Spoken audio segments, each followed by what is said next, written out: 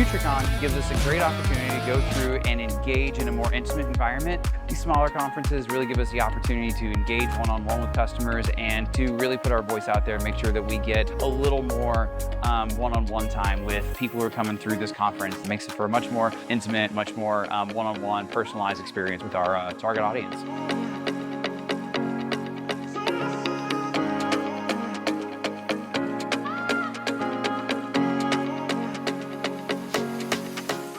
Red Canary attends several large cybersecurity conferences throughout the year, like RSA, Black Hat, and Gartner.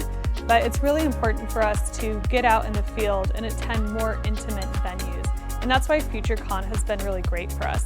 It allows us to have more in-depth conversations and relate on a more personal level and not such a large, loud, overwhelming space.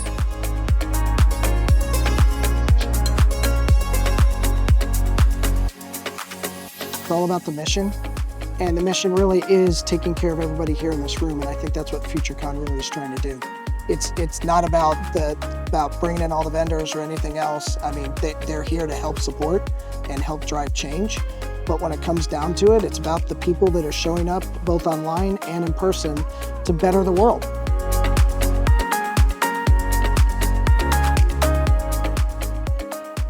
With data mining, artificial intelligence, all the other cool, flashy terms that are out there nowadays, those are great and they help, but it comes down to people. And you know, no matter how good your systems are and how effective they are at filtering through the noise, you still need people at the end, and you need good people that can sort through that and prioritize.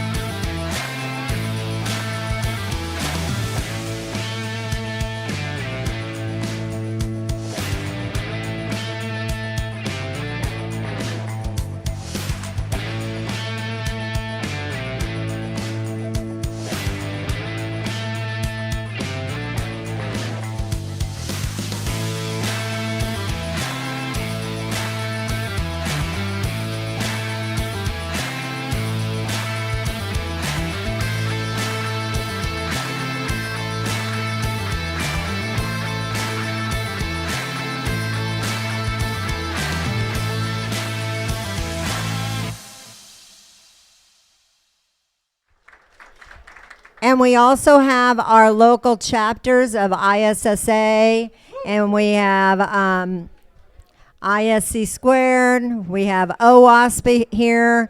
So if you have not talked to them, make sure you find out about their local events. This is a great event that only happens once a year, but these chapters have many events throughout the year. So that's a great way to continue networking with the people that you may have met today. They're big supporters of our events, and we're big supporters of their events. So I am still waiting for Sajit, and that's my bad because the schedule says the panel starts at 4:15. But I'm going to go ahead and start with our honorary awards. And one of the things that we started doing, Sajit's on his way, so we're all good. He just texted me. So one of the things that we started doing post-COVID is, you know, so many people were locked at home for a couple years, and I feel like there were so many hardworking cybersecurity practitioners that were just not acknowledged. So we just started surveying the cities. We do this event 28 times throughout North America every year. So in each market, we pull our local database, and we have a numerous people that are nominated for our honorees. About half of our honorees today didn't make it, and that is because they're one of those high demand people that just couldn't get away. And the beauty about doing everything in hybrid is they're able to watch us virtually. But the honorees that are here today, I'd like to acknowledge them, and hopefully they're all still here today. I have June Chang from the University of Southern California. He's a senior InfoSec analyst. June, are you here? Come on up. Come on up, and let's give June a round of applause. And it's a certificate and a little token of our appreciation. Thank you for all your hard work. Next, I have Anson Fong from Los Angeles World Airports, and he is their CISO. Anson, are you still here? Anson, he was here earlier. Todd Kemper, he is the manager of IT operations at AEG International. Todd Kemper. Thank you for all your hard work, Todd. Stephen Alford is the CISO at Worldwide Environmental, but I feel like he left earlier, so we will get that to him later. Mel Reyes is the head of IT and security from Get Around.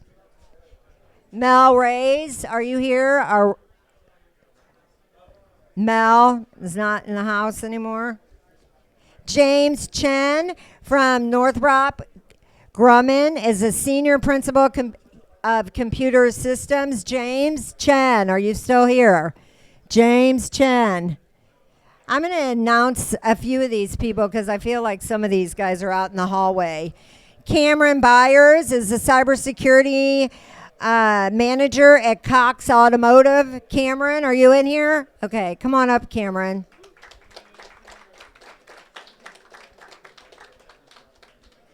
Congratulations. Reginald McGee is the Regional Information Security Officer at Carl Storz Endoscopy. Reggie, I know you're here. There's a lot of people out in the hallway, so we'll do this again after. Antonella, I know you're in here, and I don't want to mess up your last name, but she's awesome. She's going to sit on our panel. She is their CISO for Extended Resources, and we're going to be in Orange County. I think it's July 7th or something, and Antonella is going to sit on our panel there. So you were all going to invite to that. Jose Sanez, he is the Information Security Officer at Los Angeles Federal Credit Union. Jose, are you here? All right, here you go. Congratulations. Okay, and then, hold on.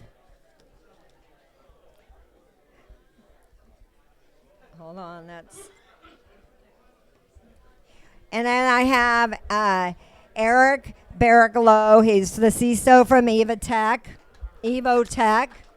And one of our great panelists today. Congratulations. Gary Landau, who is from Unisys, Information Security Leader, their vCISO. Yeah. Gary has been awesome. He's been supporting our events for a long time. Mary Wang is a software engineer at Northrop Grumman.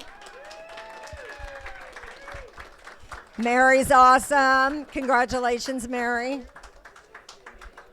Oh, our fearless leader here, Richard Greenberg from the ISSA.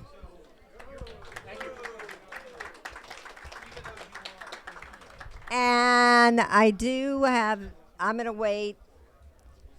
Sajid's on his way. So what I'm going to do is go ahead, and I'm going to turn it over to Richard. He'll be moderating. Sajit will join us in a minute. And for my virtual viewers out there, if you have any questions, please make sure that you put them in the chat. And if I can ask the people in the back of the room to please try to keep the chatter way, way down. If you have conversations, could you take them out to the hallway? Because we do have about 150 virtual viewers that would like to hear this, and all that background noise is hard for them. So let's welcome our panelists and our moderator. Thank you.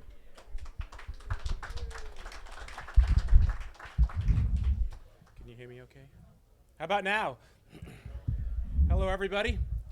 I am Richard Greenberg. I am the president of the local ISSA chapter. If you haven't joined us or come to any of our meetings, you're missing out on some great presentations. There we go. For those of you virtually joining us, sorry, but I'm Richard Greenberg from ISSA. Everyone should come to our meetings the third Wednesday of every month. We have great speakers, buffet dinner, drinks, camaraderie, networking. We hope to see you there. Our next meeting will be on the second Wednesday in February as just an one-off, but normally on the third. So February 8th in Santa Monica. It's a beautiful location, good view. You can watch the sunset from the balcony. Let's get down to some business here. We've got an awesome panel. I know two of these gentlemen personally because Gary has been an ISSA board member for many years, and Eric just came aboard as a technology director. So, when you're a volunteer, no pay, lots of hours, but the rewards are great. How many of you volunteer at something, either your kid's school or something? Yeah, you guys know what I mean, right? So those of you who don't, think about it. Giving is better than receiving. It's really true.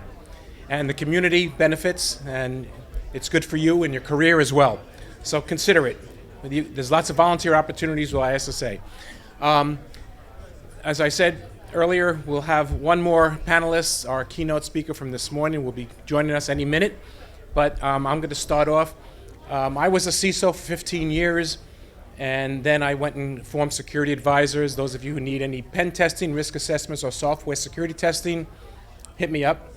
I also put on Planet CyberSec conferences. There are 5 conferences a year in Southern California. Check those out, planetcybersec.com. Great conferences.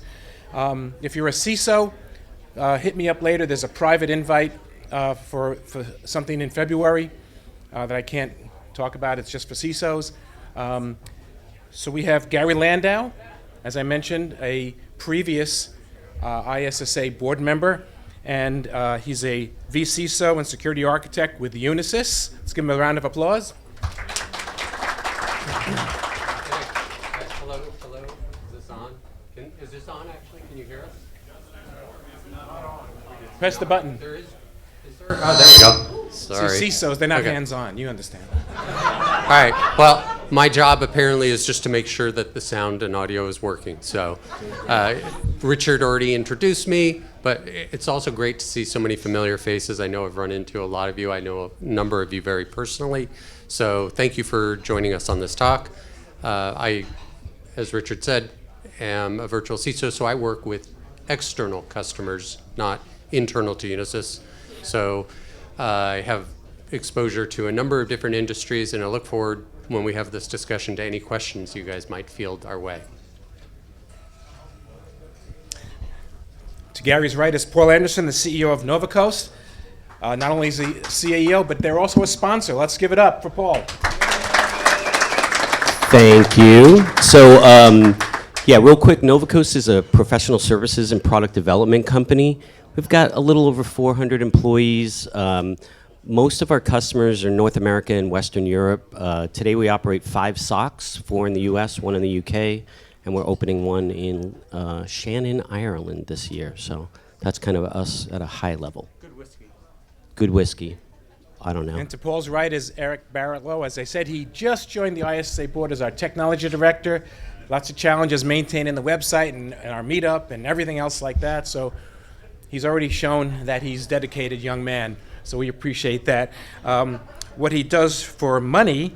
He's a cybersecurity and technology executive, program manager, CISO, CIO, consultant, and a U.S. veteran. Thank you for your service, my friend. Thank you. It's a pleasure to be here. And as you said, was in the military for about 26 years, hung that uniform up, and here I am. I am very happy and pleased to be with everyone who is here. Thank you.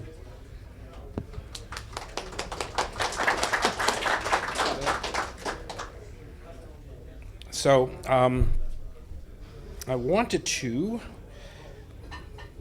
wait for Sujit, but perhaps we should get started for the sake of time. What we typically do, we meet ahead of time and we figure out what are the things that people want to know about. What would be enticing to you? What could you learn? I mean, these guys could talk about things all day, correct? But we narrowed it down just a few things, and we think that these will be helpful. Some of these things you can take back, they're actionable, and that's kind of the value of these kinds of things, because we're all practitioners. We've all been doing this for a long time, right? So the first question is, Paul, if you wouldn't mind, as one of the sponsors here, we'll take the lead. What strategies are you employing regarding finding, hiring, and retaining talent? And this probably affects us particularly in these days of upcoming austerity, right? Paul? Yeah, so, people are kind of the magic right now. And I know there's a lot of software vendors here, and everybody needs tools, but ultimately the tools don't provide any value unless you have the right people behind them and looking at the output. So for us, people are kind of the core to our business. So what do? We try to mostly hire people that are new to the industry. So like I mentioned, we have 5 SOCs. All of our SOCs are located in a place where there's a university, within a bike ride distance that has a good computer science program.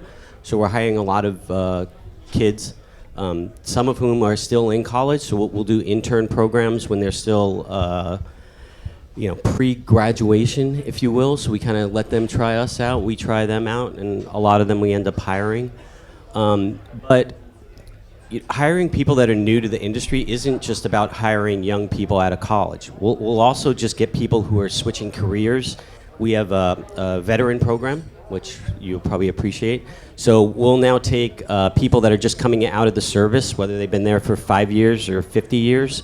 The U.S. government does help fund their training. And the good thing about our business is you don't have to come in with a lot of prerequisite knowledge. You can come in green, not knowing almost anything about IT, and we can start people off as a SOC analyst and then train them from the ground up. So we don't hire a lot of people off of the street. Every once in a while we will, but in general, may not be politically correct, but usually if somebody's available, it's because there's something wrong, right? In this job market, everybody's employed. So if somebody's, now there's a lot of people that have recently been laid off, so that definitely changes that gameplay, right? Microsoft laid off 18,000, Google 12,000. There's a lot of people that have just kind of hit the streets. So that's an anomaly. But typically we're hiring people that are very green, and then we'll build them up. The last program, well, 2 other things I'll say. We started a program last year where we've retooled our SOCs so that you don't have to have vision to use the tools. So we're hiring people out of the blind and visually impaired communities. It's a very underserved market. I think they have roughly 70% unemployment within the BVI community. And just like every other community of people, there's brilliant people there. And for the most part, they've been relegated to very blue-collar assembly line type work. So we're having really good success hiring people in the BVI world, and I would encourage you to look at that. And then lastly, I'll just say, we tend to open up offices in kind of second-tier markets. So we started in Santa Barbara, and UCSB was a wonderful trove of talent. But 27 years in, there's a lot of people that hire out of UCSB now. So we're in Wichita, Kansas. We're in Orem, Utah. We're in Ann Arbor, Michigan, where University of Michigan is, and some other good schools close by. In the UK, we're in Manchester, not London. in Ireland. We're opening in Shannon, not Dublin. You know, we try to go into those off-tier markets where, again, there's brilliant people everywhere, so we've just kind of find untapped pools of talent where we can. And then we give them a career path. So if you're starting in the SOC, you know, we know where you can be in 10 years. And I think that's important on the retention side. It's not good enough to just give somebody a good job. You have to offer them a career. So that career path and development has been a real key to our longevity. Eric? And I know with my own experience, you know, the hiring and retaining talent typically goes back to enjoyment at work and support at work. And I've traditionally been in a lot of high pressure environments where time is the most precious resource that anyone has, and the last thing that I want them to do is to study on their own time or anything else. So where I've had great success with hiring, you know, friends of friends, as well as retaining talent, is ensuring that the education is there, making sure that I did a, you know, whether you like certifications or not, I did a certification bounty program where, you know, you get a cert, you get cash, you get a major cert, you get more cash, and just continue to go down that path, because even if I can't retain you, my number one goal is to make sure that you get a better job so that in 2 to 3, 4 years, you come back with all that other experience that you've gained. And it's one of those networks of people that, you know, Los Angeles, 17 million people or something crazy like that, I run across the same people time and time again. So it really is a small market, and it really is about trust. It's about confidence, you know, in other people, but mostly it's about honesty, integrity, and that support. Because I was young once, you know, you called me a young man. That was, you know, 50 some years ago. But it really is all about helping people get a start, you know, going to those underserved markets or the college places, give someone that hope and the support. And my biggest goal, as I was saying, is making sure that they had 2-3 hours a week or as often as I could, where they studied and they did self-directed training during the business day. You know, so that they didn't have to sacrifice their personal time or their second job or anything else, and really support them. And I find that's one of the best ways that I've ever been able to retain talent. And in fact, you know, it's telling people no, which again, it's a great problem to have, but it's still a problem, you know, because everyone, you know, wants to improve themselves typically. So that's kind of my keys to success on retaining talent and attracting talent as well. Thank you. Sujit? Well, first off, sorry folks, I slunk in late. My name is Sujit Bambawale. Here's what I think about hiring and talent in information security. I see them as two separate channels, organic and inorganic. Inorganic is our hiring pipelines from the industry.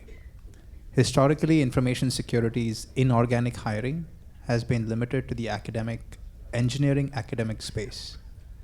And that has formed the focus point of all our structured hiring, in which our recruiters only reached out to engineering schools and so on and so forth.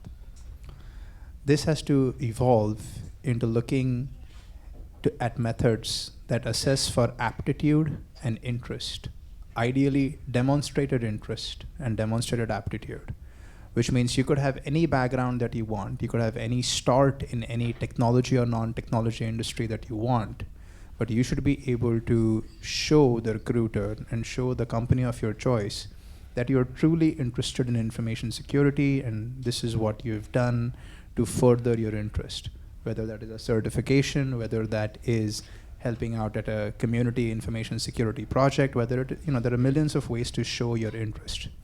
And recruiters should recognize that, and thus our inorganic pipelines evolve. Organically, within the company, rotational development has to be supported as a formal outcome, which means across the company, every discipline, every domain, every trade craft has to have a method of engaging with information security and saying, I'm interested, I want to see what this is all about. What this will do is this will really help information security enhance itself through diversity of thought. And I think information security to be a business discipline will only grow through diversity of thought. So organic and inorganic are the two ways I think that information security hiring and talent retention can be made better.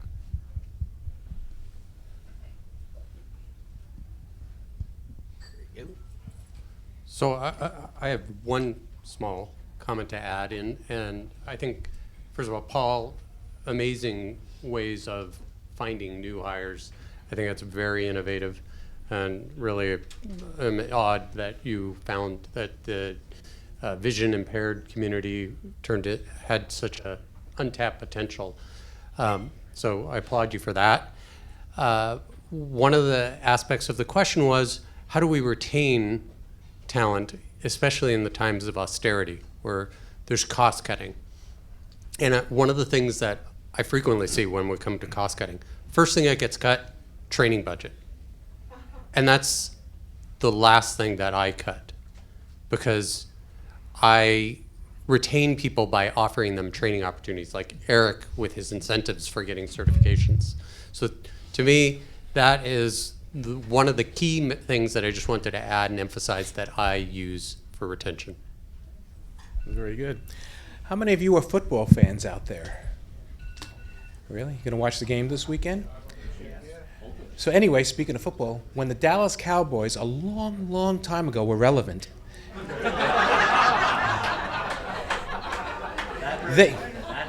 they actually built themselves up because they chose the best talent available in the draft.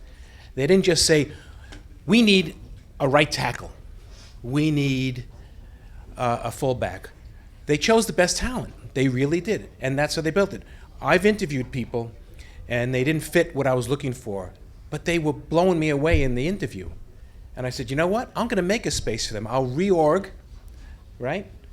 And we'll bring them in, and it's worked out unbelievably. It does a couple of things, right? It gives you a really good people, because, you know, you can train people in any skill, pretty much, but you can't train in work ethic or creativity or ingenuity. And if you see that, grab that person. And don't worry about, hey, well, we don't have that opening. Make it work. Rearrange things. I've reorged so many times, but ultimately it works out. So keep that in mind as a possibility. And if you're in an interview and they're saying, well, you're not fitting, you're saying, yes, but I'm bringing something more to you, right, that you can't just find. So consider that.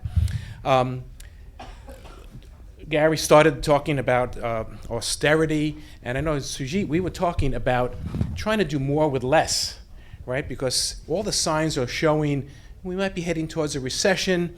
So I know that you had some ideas you want to share with the audience about that. Thank you, sir.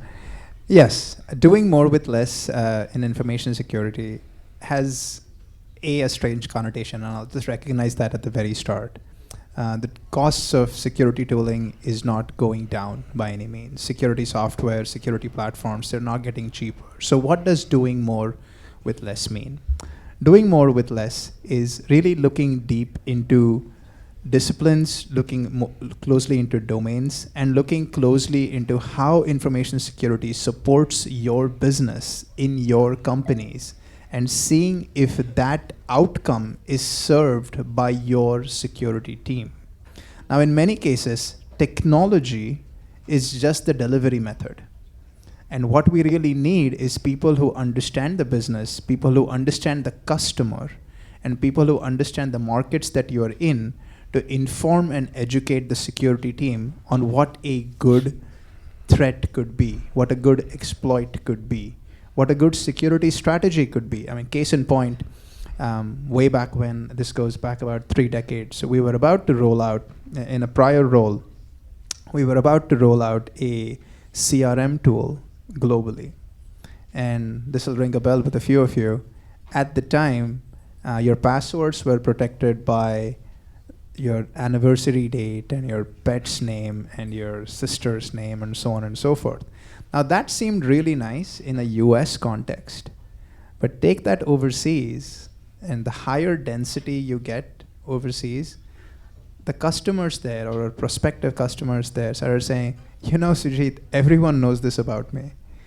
There's no way this can secure my password or this can be my password reset question, because all of your questions, everyone in the next 10 blocks knows about me. So we can effect a better security platform and a better security output by learning the customer better, learning your business better, and really learning how you make money better. I think it shouldn't be just all about the IT and the T part of information security. And I know that, back in the 2000s during the dot-bomb era, right after, the dot-com, in 2008 was when we got hit with the sequestration in the federal government, which was, you're getting a portion of your budget until you've actually proved that you've spent the budget that, the portion that you've received, as opposed to the end of the year splurge that many organizations did. And now with the massive layoffs and just the general, my stock market, is just tanking. It's kind of leveled out now, but this is a period of, you're not going to get as much money for your budget.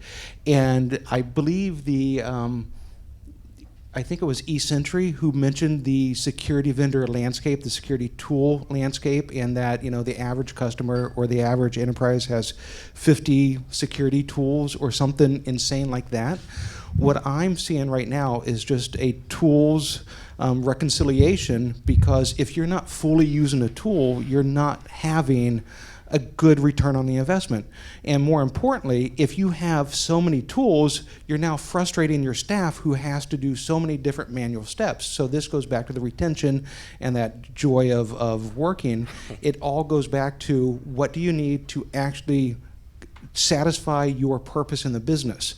Being in cybersecurity is great, but is your role to support the growth of the business? Is your role to support the compliance of the business? Is your, what is the focus of cybersecurity, and then ensuring that your tool set really supports that. And if you have a tool set that you're only using 50% of, or there's that one guy who uses it during an incident, is that really the best use of your money? Because it's going away. And if you're in a company that your budgets aren't being really scrutinized, let me know, please. I'm interested in talking with you, because that just doesn't happen. And even if you do have a good revenue stream, it's being scrutinized right now because the VC funding, a lot of those other angel investors, it's just not happening. And if it is happening, it's coming with so much scrutiny that's I've never seen before. So that's what I see is really aligning with the business and making sure that the juice is worth the squeeze, in all honesty. That is fair. I'll have two quick comments. First of all, the Cowboys went farther than any team in Southern California, I think. Anyway, but that's not important. What's important is, so I'm the only one on the panel that's not a CISO, so I'm going to have really stupid observations, and hopefully I won't get called out on it. But so we see lots of customers, right? That's our business. And generally what we find is the customer has too many tools, not that they need more. And if austerity does nothing more than make them, to your point, utilize the tools that they already have fully, that's probably a healthy exercise. So it could be a good, healthy exercise for a lot of companies that do have to go through that scrutiny. All righty. You don't have a favorite football team or anything you want to do? No? All right. How about hockey? We'll just leave it. Hockey? Consider the Rams a football team?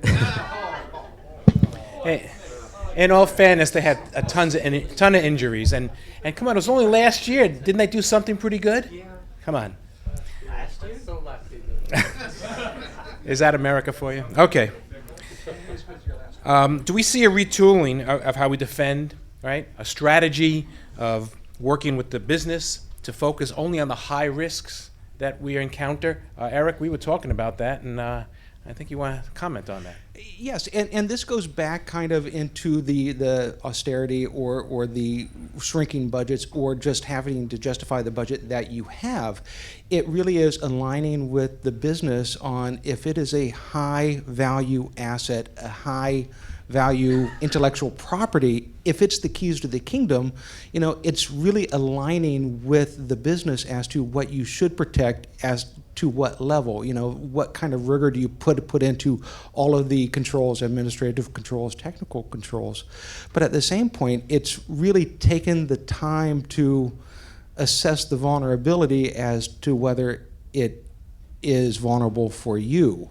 One of the first parts of business continuity and business analysis and all that is actually doing a vulnerability assessment, which it's actually identifying your high value assets, identifying what it takes. Why are you special? What is the most important thing that your company has to offer? And then protecting that appropriately and not trying to be strong everywhere, because if you're in a municipal government here in Southern California and you're, part of the sunshine, laws where the transparency of government, do you necessarily, and take this with a grain of salt, do you care if someone reads your minutes without authorization? You may not, but you definitely care if they change those minutes or delete those minutes. So, it's really paying attention to what's important to your business and then behaving appropriately, and not just because, well, in my last company, we did this. We did all these NIST CSF controls. We did all the CIS top 20 in this manner. It's not appropriate, because as soon as you change companies, as soon as you change position, as soon as the market changes, you need to do a continual reassessment of what is actually valuable, what is important to your business, and talking to your leaders, the COO, the CTO, talking to people to find out what is driving them, and do everything you can to be part of the business and not just to enable the business. You are the business.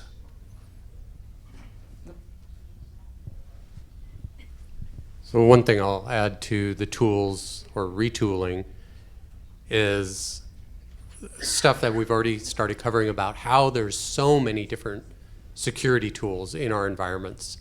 And the organizations I work with will not add another one unless that new tool eliminates something that's already in place.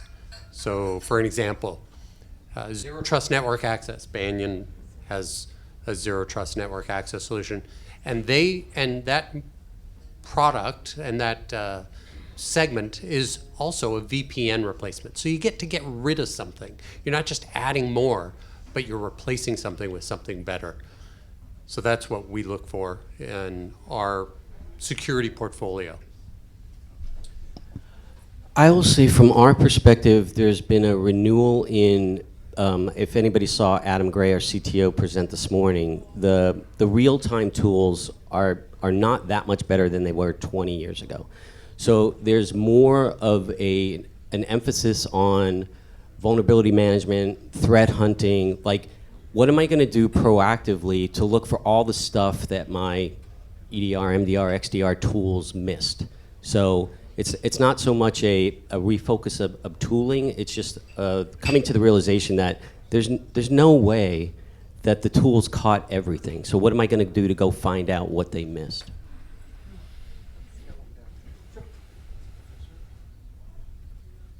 I'll couple retooling and I'll continue from doing more with less. Retooling to me is one of two philosophies. You either go specialty to accomplish a specialty outcome, or you grow within an existing ecosystem to get economies of scale. So what does this mean? Because it sounds like a lot of fancy words. I'll talk to the second one first.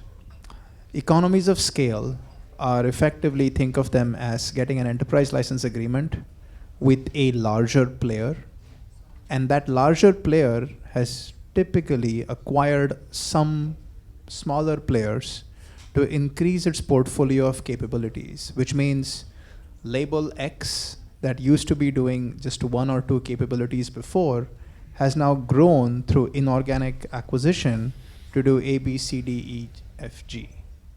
Now, are these acquisitions the best specialty niche tools in the space? That's debatable. And InfoSec debates are always very polarizing. So you can go into a mindset that says, I want to retool because I want to grow within an ecosystem, and you're subscribing to that ecosystem with perhaps the economies of scale that come with an enterprise license agreement. Or you can say, this threat vector is very specialty. This is very new. This is evolving at a faster pace than the rest of the industry, and I want to address it with a specialty tool. Now you got to ask, why is it one or the other? Why can't I do both? People end up doing a hybrid. They end up getting some ecosystem plays and some specialty tools. And doing more with less obviously would mean going to the first, which is subscribe to an ecosystem, start getting more and more of them, which means you get more for less on your dollar. I think that is a fit to size for every organization. Banking will be hit differently than Medicare or healthcare. Healthcare will be hit differently than retail. Retail will be hit differently than any other industry. So I think the balance between an ecosystem play and a specialty play and how you balance the two depends on your industry. So shifting gears a little bit, I think all of you have seen the news about the Joe Sullivan incident and the Mudge, and what leaders are thinking about now, and wondering, hey, do I need to really read the contracts a little bit more? Do I need to get liability insurance? Can I trust legal in the company that I'm working in to support my best needs, or are they just going to support the company? I speak to a lot of CISOs, and that's definitely come up. And if you don't know who Mudge and Joe Sullivan are, Google them, because it's important developments, a little bit different. Gary, we were talking about that, and you wanted to address that, so I want to share your thoughts. Sure, and I'll give a little background on the two and the situation. So Joe Sullivan was the former CISO for Uber. And in 2016, Uber had a data breach, and he tried to recharacterize it with the attackers as sort of like a bug bounty kind of thing. But it wasn't. I mean, they stole sensitive data. And when the new CEO came into Uber in 2017, he actually fired Joe Sullivan because of that concealment. And then in 2020, so now 3 years even after that, or 4 years after the breach, he got indicted for what's called misprision of a felony, which is basically taking active steps to conceal a felony, because that data breach was a felony that he didn't report. And that was 2020. And then just this past, I think it was October, he was finally convicted. So now another 2 years later, the conviction, and I think he was appealed, and in December the appeal was lost. So he's facing some sort of criminal punishment. I don't know if that's jail time, but waiting for sentencing still to happen. So that's Joe Sullivan. And according to him, legal and the company was well aware of this, and actually they were all discussing this together. And so why did the legal system just pick on poor Joe, even though he did something wrong? What about the company and legal? Yeah, and I don't know, what other leaders in the company, I don't know enough detail to be able to say who else was complicit. But as a CISO, I know that concern about personal liability, about criminal liability, is more and more concerning.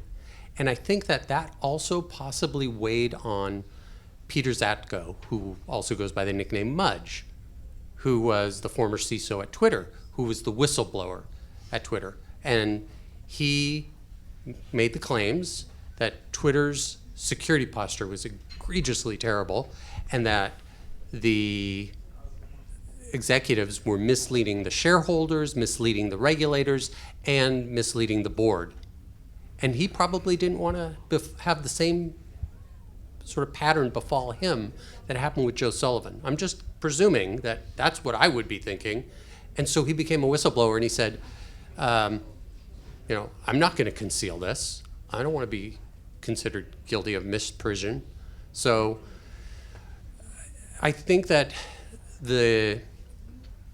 for me, the amount of risk of being an InfoSec leader is growing. I'm worried about it, and especially if you're in a company where the leaders might be trying to say, well, do we have to tell, or can't we do something else? And I think we're being put into more ethical dilemmas. And one of the things that sometimes is missing from CISOs is being included in the corporate liability insurance for directors and officers. Because sometimes the CISOs do report to the CEO and they might be covered, but sometimes the CISOs report to the CIO or the CFO and maybe not included in that directors and officers liability insurance. Now, that insurance is not a free get out of jail card, so it wouldn't cover you for breaking the law.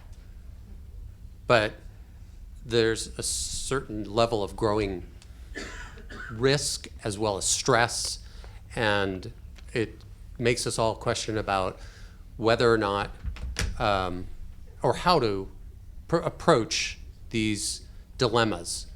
And I have talked with a lot of people and debated, and I actually sort of switched my mind on, did Mudge do the right thing in being a whistleblower?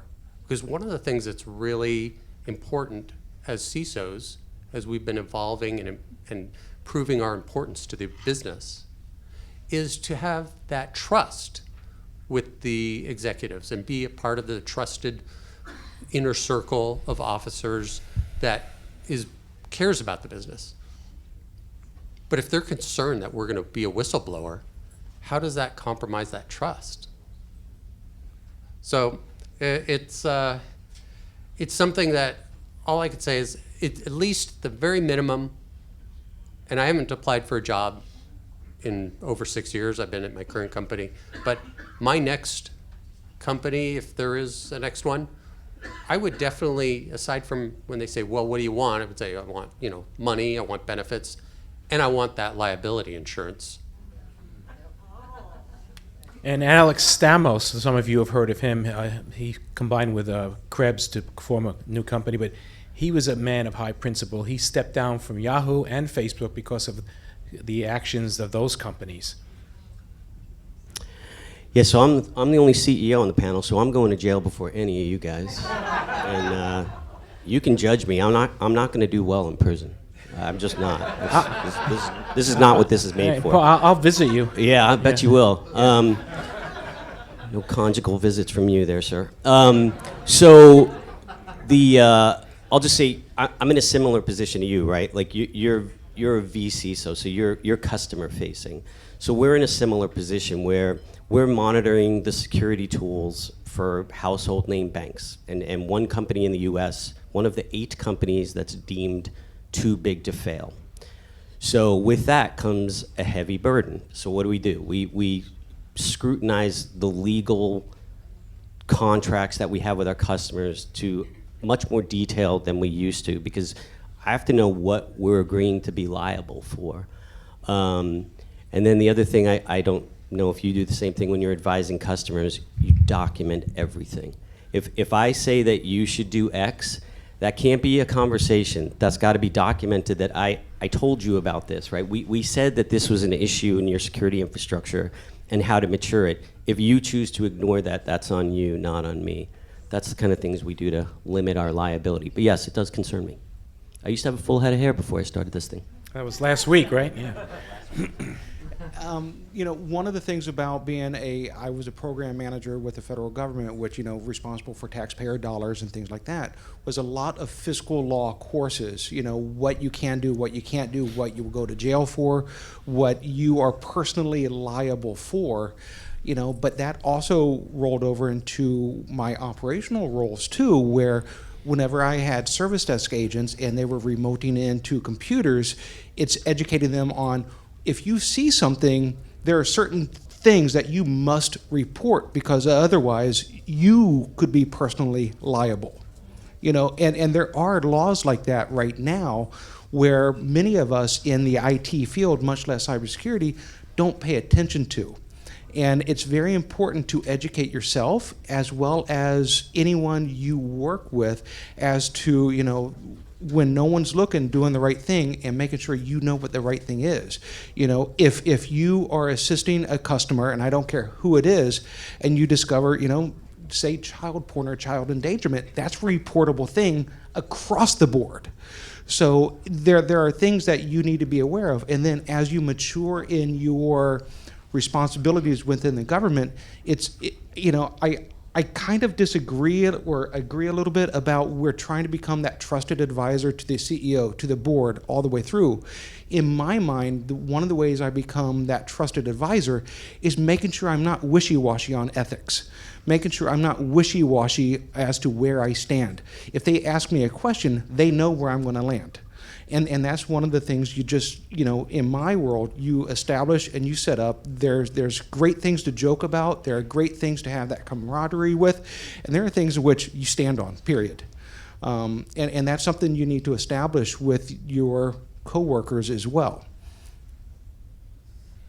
So ultimately, everyone here, when you wake up in the morning and you hit the bathroom and you look in the mirror, right? Can you feel good about what you're doing? Are you doing the right thing? Do you keep to your moral and ethical fiber?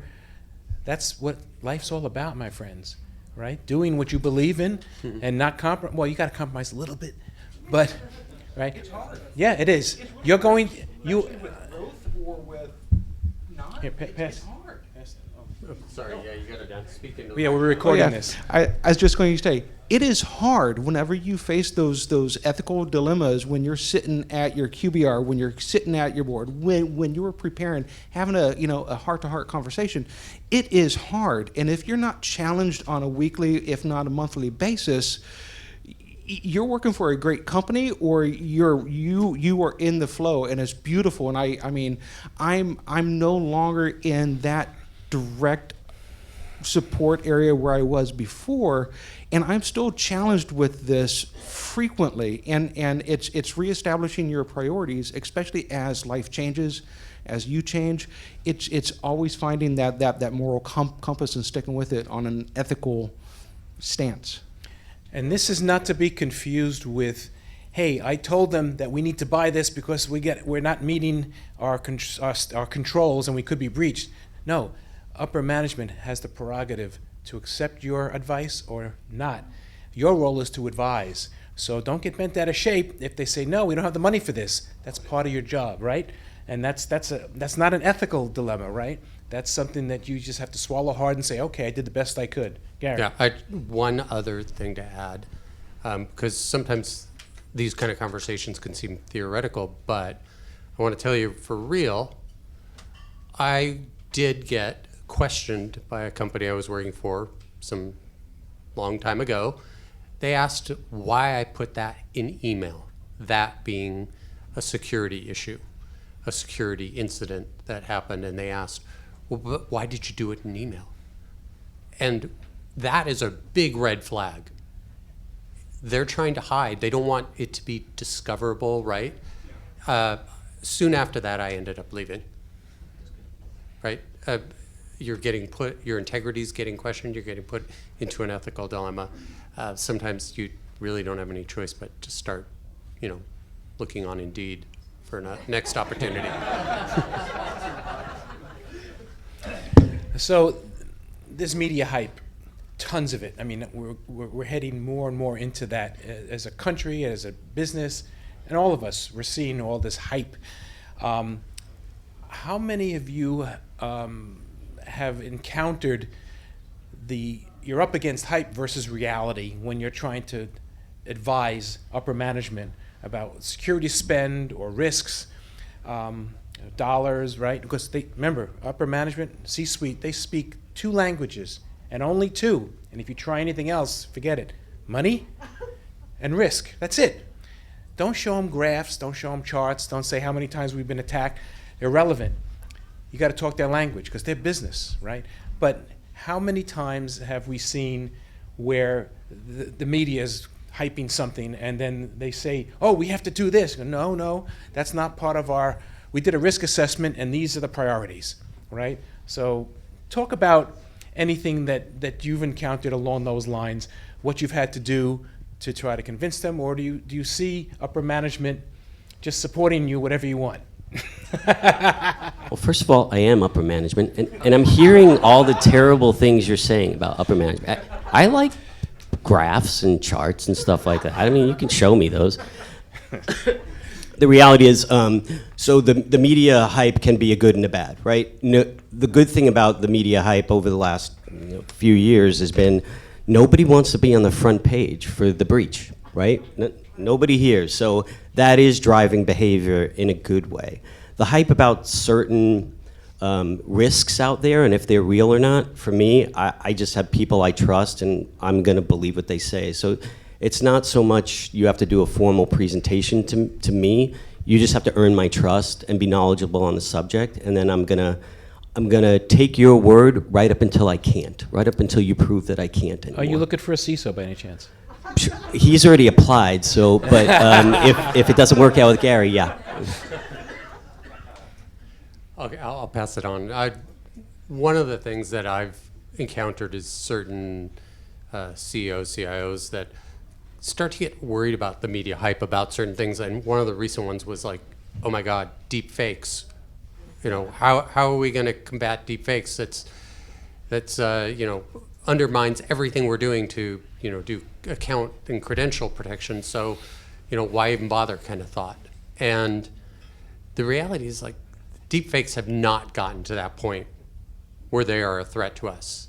They could be in a couple of years, but right now, so I have to bring it back to reality. Right now, what are our biggest compromises? It's credential compromise, right? So we need to implement things like MFA and protect our credentials through identity and access management. Vulnerability management, right? Unpatched vulnerabilities are one of the biggest areas that are the cause of compromise, as well as credential compromise. So I try and bring them back to the reality. I try and bring them back to the things that actually are the fundamentals. So you want to be able to segment your network and have good credential protection and patch your vulnerabilities. Like, those are the main things, and not worry about deep fakes or that quantum computing is going to compromise everything. It's not there yet. We'll worry about it tomorrow, but we're still suffering with the other stuff. Well, you left out AI. Right. You know, right? That has the potential. Patch your vulnerabilities. Right.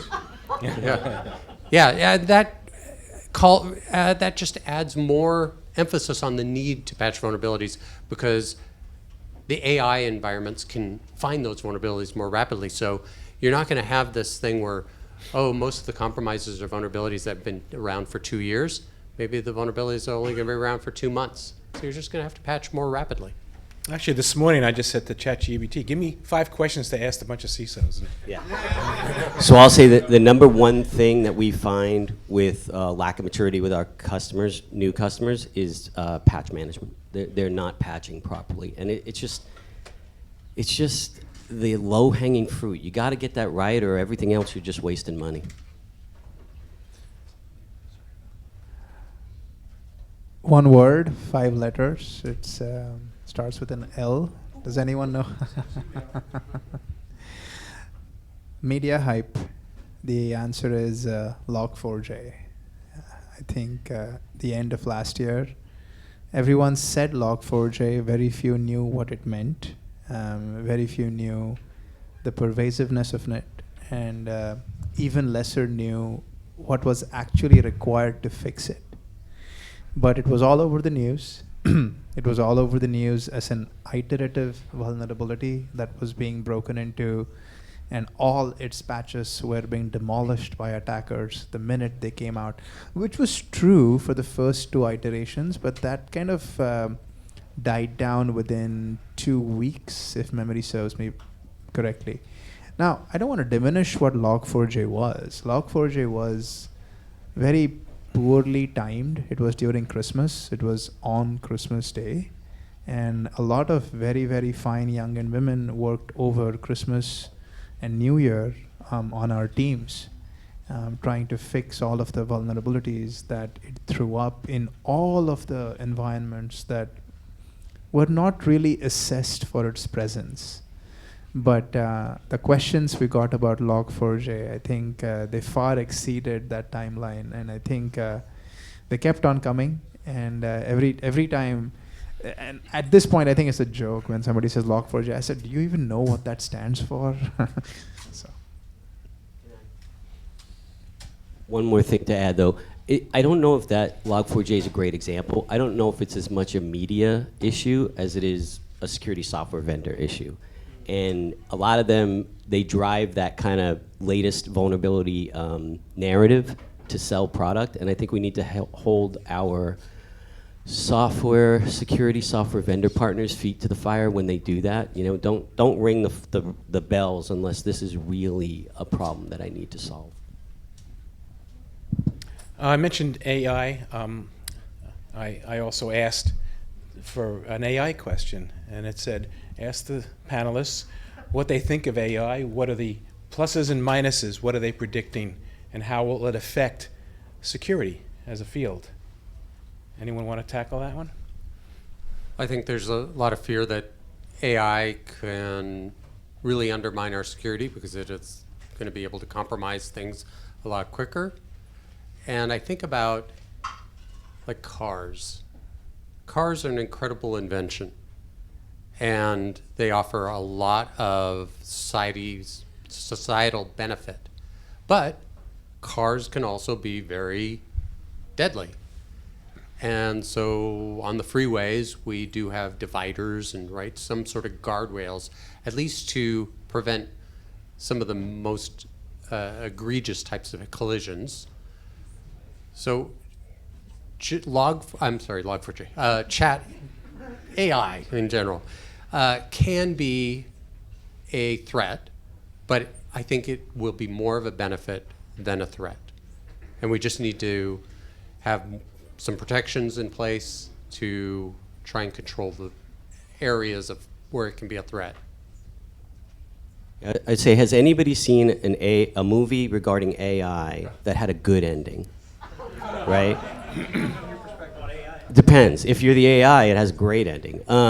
So to me, it always comes back to the law of unintended consequences, right? So you can go out and play with these AI engines online, but they have guardrails on them, right? You can't say, hey, launch attack on X. The reality is those AI platforms, if they're not already in the wrong hands, they will be at some point, and all those guardrails are removed. What can we do about it? Nothing, right? You can't stop that. Once that cat's out of the bag, it's out, right?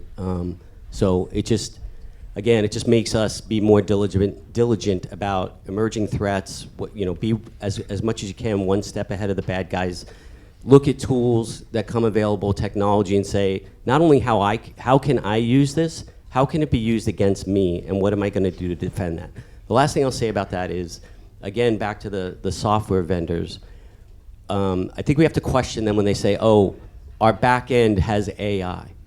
What does that mean? I mean, at the end of the day, you still need people, right? I mean, AI is not going to make, Adam made the comment this morning that AI is not as smart as his dog, right? He didn't give context to that, but it can't make that good or bad decision as rapidly as your dog knows if somebody's going to attack you or not, right?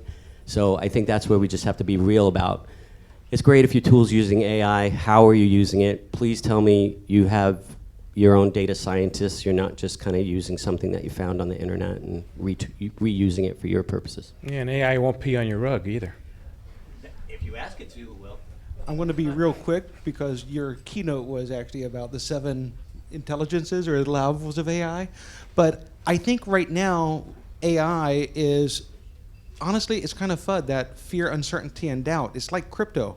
The average person has no idea what crypto is, how it is, or any of the blockchain or any of that other technology, but it's making money, so it was, so it's good. AI right now, we don't know if it's good or bad, just from a pure perspective. So right now, it's just that fear of the unknown. I personally think that it's going to be fantastic, just like any technological advance. It's going to be good. It's going to be good for some people, bad for some people. Refrigeration, fantastic. But it's not necessarily good for the farmers because people can now refrigerate. They don't need to shop every day. So there's always a trade-off with any technology that you have or any advancement. But at this point, my fear is it's uncertain. We don't know how it's going to impact us right now. And it's really setting the appropriate expectations within my business and the people I talk to, because it's not the end-all be-all. We don't know what it is. Some things are going to be great. Some could be very bad. But at the same point, that's life. All information security decisions have that guy. So I'm going to be that guy. Keynote notwithstanding, I have to disagree.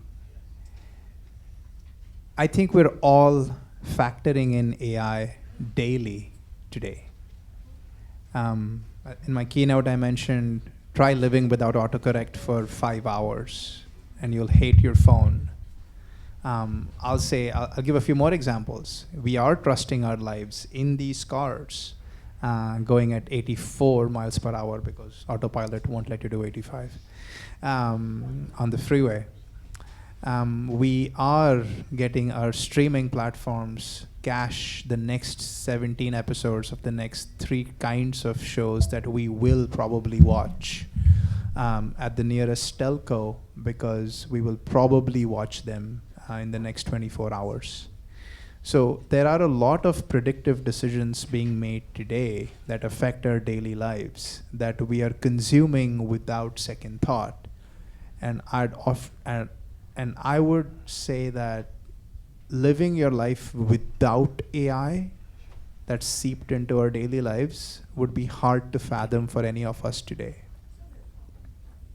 Nothing is linear anymore. If you ask yourself why something has happened, so case in point, credit card companies were great at AI, way ahead of the pack because they had to be.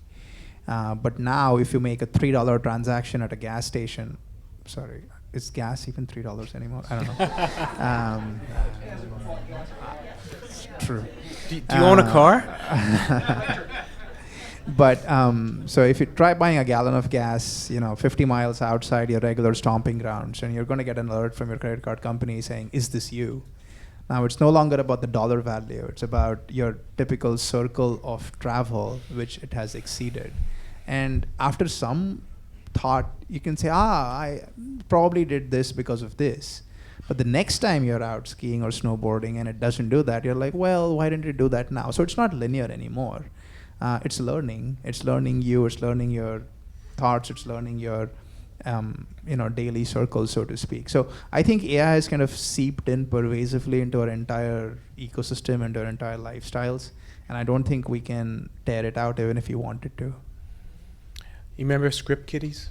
That's how hacking, quote unquote, started, right? But then systems became more robust, and then the criminal underworld got a hold of hacking techniques, and the cyber criminals took over and made it a multi-billion-dollar business and industry. And they've been sharing tools and selling tools and giving you one-year maintenance contracts if you want to buy our hacking tools. And so they're making it easier for people to hack. But A, you need a lot of money, and you need some skills, right? With AI, there's a lot of people who believe it's going to make it so any person, anybody, even a CISO, could start doing black hat hacking. Well, we used to know our technical skills, but now we've been managing so long, right? No, but seriously, and that's the concern, that AI can be used. Say, okay, write a script, right, and get me into a system, and it can do that. It's just following what it knows. So it's it's making it more universal that anybody can be a potential cyber criminal, and that's something. It's not there yet, but I believe it's coming. But we're hopeful that these people in the room back there can come up with the tools using AI as well to recognize when this stuff happens. It's your turn now. You've heard from these folks. First of all, let's give them all a round of applause.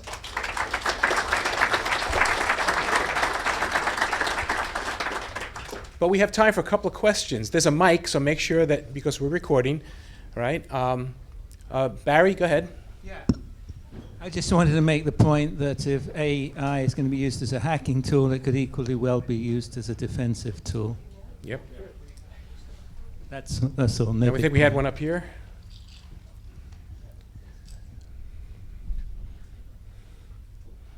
And we do have the time for a couple of questions, so anyone here, please, I'm sure this inspired some thoughts. Thank you, Rich. Thank you, panel. Earlier, you talked about bringing on additional staff. Where do you pick up that staff? Where do you pick up potential employees? In my company, we've been doing, especially with the pandemic, retraining and trying to mentor people to try out different roles and so forth. And I've had my certification for some time now, and I've never had a chance to use it. So any advice or any potential thoughts on how someone who is interested in cybersecurity has the desire, has the skill set, how do they break into it? Paul? Yeah, say just you come and ask me, and I give you a job. So there you go. Yeah, there you go. That was easy. Kim, so you get a finder's fee on that? So in the industry, from, again, my perspective, our perspective at Nova Coast, the certifications aren't as important as the experience. So I would say get a job with someone. And having expertise in some sort of tooling really helps. One of these vendors is a good example. Get an entry-level job with a software technology company where they will train you on their tools because they have to. You're an employee of theirs. That on your resume makes you a whole lot more valuable than the certifications that you possess. You can also get, all joking aside, you could get an entry-level analyst position with us. We have no prerequisites, no educational prerequisites. We basically train people from the ground up every day. And that training on tooling, that makes you very valuable, whether you stay with us long-term or you go out and get a job elsewhere. Charles, good question. For me, I've tapped into a number of people that I meet through the security organizations. So Richard shared that we're involved with the ISACA security organization. Also, these kind of conferences are great places as well. That networking, the ability to, or the opportunity to just have a conversation and get yourself known has helped me find people that I've either hired or told about opportunities. Follow-up question. Am I shooting myself in the foot searching to work in cybersecurity? Apparently not, right? We have a shortage of qualified security people. So now granted, we were talking earlier that Google and Facebook and I forget who else, that there's like 58,000 layoffs that have recently happened. So it's putting a little glut in the California market, but that'll dry up. And we always need new ideas, new people to enter the market. There still is going to be a shortage of people interested in cybersecurity for the near future because the threats are growing, especially with things that we've discussed like AI-based threats. So I see it just as a growing, slowly growing area, but it is growing and we do need more people. The recent layoffs, it's more of a reshuffling. Remember, before this all started, there was still, hundreds of thousands or millions of job openings that the people are struggling to fill. They're still there, right? Now they've laid off a bunch of folks, but nowhere near the amount of openings. It's a great field to be in. All of you that are here, you made a good choice. So, just to add into it, one thing is, I don't think cybersecurity, the field of cybersecurity is different than any other field. You can't just speak something into existence and expect it to work. Finding a position in financial services, in anything, again, it takes effort, it takes work. It's a job to find a job. I would say that there's no special recipe, there's no secret sauce. The more if you target a company that you want to work at, make sure you do the research on that company, make sure you do the research on the hiring managers and other people. Do as much as you can. But sending out 300 resumes a day isn't working anymore, because GPT will do that across the board, and I get resumes from people who want to sell wine, and it's like, why did you apply to my position? And I've literally have that. There are too many people sending in applications, that are getting filtered out, just because everyone is sending out 300 resumes a day, it seems, to every single job they might want. Yeah, we have another question over there. We can talk afterwards. Coincidentally, my favorite science fiction author's name was Paul Anderson. Paul Anderson. But That's not me, just so you know. yes, I know. He's dead, but he was great. Then it's definitely not me. So Brain dead, maybe. But there was a lot of discussion. So this is a literature question, sort of, and future, but we've been talking about the future of AI. So one of the great films of AI run amok was the Forbin Project, early film, and with Colossus, and two computers trying to fight each other and take over the world.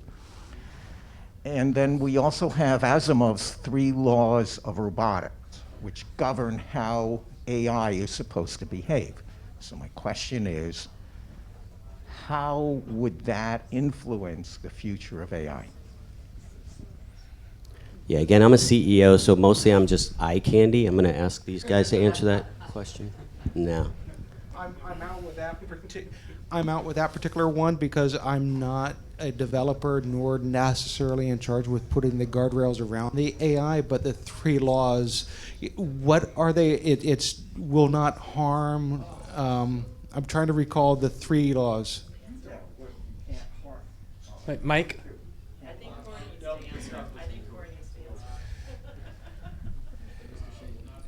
Yeah, but that's kind of outside of my realm, and I would absolutely talk to an attorney and other people. No, in all seriousness, if I was part of a company that was developing those, I am not the right person to answer that question.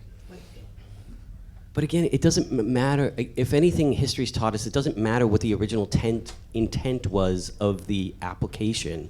It's what somebody bad is going to do with it once it's in their hands. So Asimov's 3 rules, they're not relevant. They're not relevant once technology's out in the wild, right? So. I have, before we wrap up, one question that's going to be specifically to Sajid, because we don't have enough time to take each person's answer. But I'm sure every vendor in this room would love to have an appointment with Sajid, the CISO from 7-Eleven. So, and I try to wrap up all of our panelists with this question. What does it take to get in front of you? Because we know your inbox is crazy, your LinkedIn is probably crazy, your voicemail is probably crazy. What does it take for any of these vendors to get in front of a CISO like you? It's a very good question. It's a very, very good question. And my genuine answer for that is relatability. Relatability for either the person, that is me, or someone on my team that you're trying to sell to, and relatability about the company, and relatability about what you think that the problems facing the company could be. It is a very small percentage of cold calls or quasi-solicited calls from the security industry that I see that take the time to build that relatability. In all honesty, and I suppose it's a little bit immodest, but I have been asked by a security vendor rep if the total revenue of my company exceeded $10 million. I was like... Did he mean a month?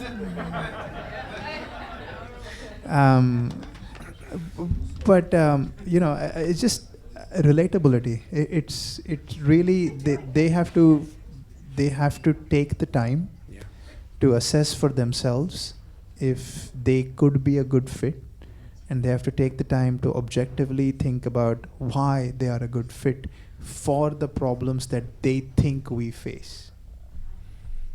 Okay. Hey, round of applause That is for pretty this panel. much, yeah, that's pretty much the answer of every CISO we ask. You guys are awesome. Thank you all, every one of you. We know your time is valuable. So Kim, one thing. Let's give Kim and her team a big round of applause. thank you, thank you. We appreciate your support. We know there's lots of events that come into town, so thank you all for being here. Now the fun stuff, we're gonna do prizes. And there is a roll of tickets right there. Anybody that wants a free ticket, that is, it is free reign right there. So the bars,